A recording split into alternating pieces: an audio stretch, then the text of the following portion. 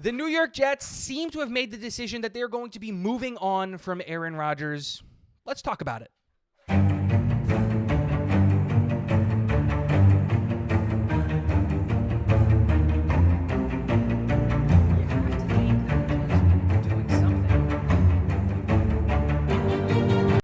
What is going on, guys? Welcome back to Talking Jets with Tigo. My name is Tigo. You might hear some toys in the background. Tigo Jr. is in the corner here playing. I wanted to get my thoughts out. I'm going to try to keep this video under 5 minutes because, again, I just want to talk about this situation. The New York Jets seem like they're going to be ready to move on from Aaron Rodgers, and I totally understand that decision. I just think it's the wrong one, and I kind of want to go into why, and then I'm done with it. I don't want to talk about it anymore. It's the decision that they have made. Now we move on, and we're going to start that tomorrow with a brand new 2025 full mock off season. I'm going to be doing one a week, and we're going to talk about what are the possibilities and all of those things, and we're going to start that tomorrow. Today is going to be primarily focused on why I wanted to keep Aaron Rodgers around, because I don't think I ever put those opinions and thoughts out there like flat out. And so why did I want to keep Aaron Rodgers around? Let me start by saying I totally understand why Aaron Glenn and Darren Muji decided to move on, because I think Aaron Glenn came into a situation and he had to come in with an ego, rightfully so, and he had to be very demanding and saying like, no, this is my team and you're going to operate on my rules. I'm the head coach, not you. You're the quarterback if you want to stick around. And I think that there were some demands made that I don't think Aaron was going to capitulate to. And I think that's ultimately what happened, is they came to a crossroads of like, here are the things that Aaron was willing to do, and here are the concessions that Aaron would want Glenn to make. And Glenn said, no, I'm not going to make these concessions. And Aaron said, well, no, I'm not going to make these concessions. And I think that's what ultimately ended up happening. I think it was like the Pat McAfee show, which Aaron Glenn more than likely didn't want Aaron Rodgers participating in. I think OTAs was a non-starter for Aaron Rodgers, but it was also a non-starter for Aaron Glenn. Like, you are going to come to OTAs because we're not going to run your offense. We're going to run Tanner's offense. And again, the right decision. And I think that there was a lot of these just trying to be the biggest dick in the locker room. And I think that's what ultimately ended up Aaron Rodgers moving on. And I'm not putting fault on anybody. They're both wrong.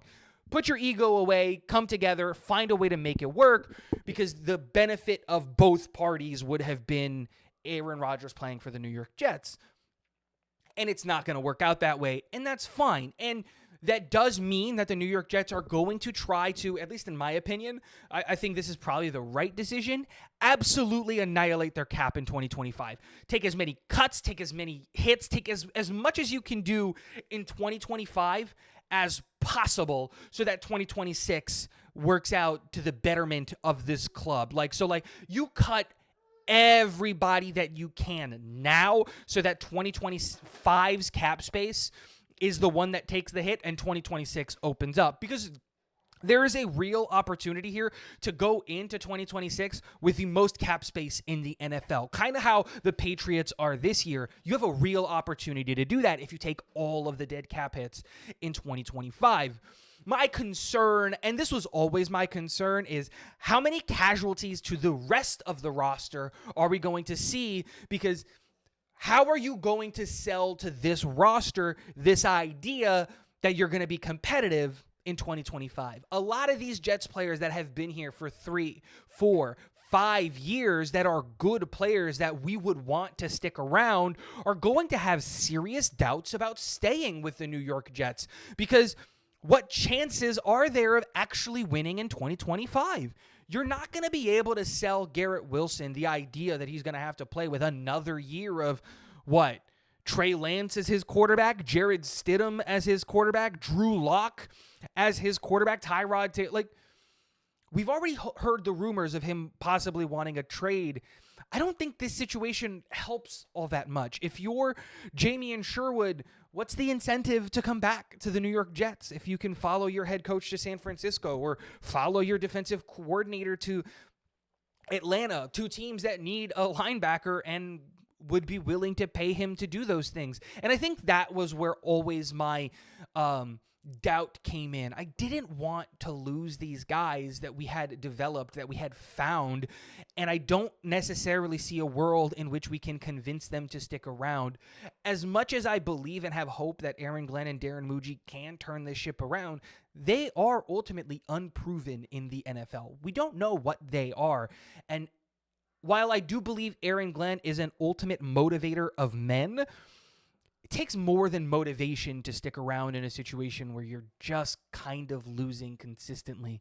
And the last 3, 4, 5 years have been that. Just the New York Jets losing consistently. So that's it. I'm done. I'm not going to talk about Aaron Rodgers anymore in terms of like why I wanted to keep him, why I wanted him to go, anything like that.